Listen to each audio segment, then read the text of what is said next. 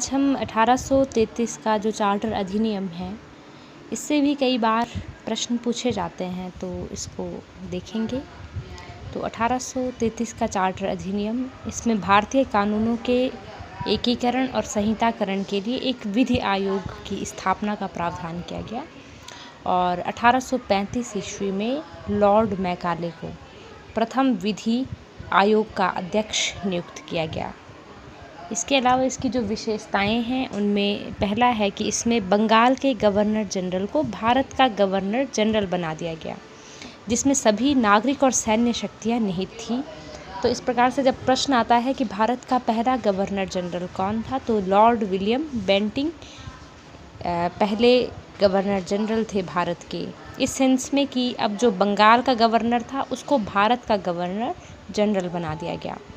इसने फिर बम्बई और मद्रास के गवर्नरों को उनकी जो विधायी शक्तियां हैं, उससे वंचित कर दिया था।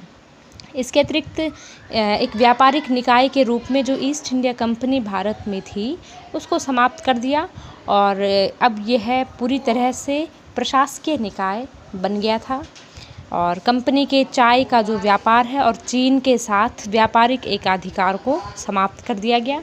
इसके अतिरिक्त यूरोपीय अप्रवासन अर्थात यूरोपीय लोगों को भारत में बसने की जो अनुमति है, वो प्रदान कर दी गई और भारत में संपत्ति के अधिग्रहण पर सभी प्रतिबंध को हटा दिया गया।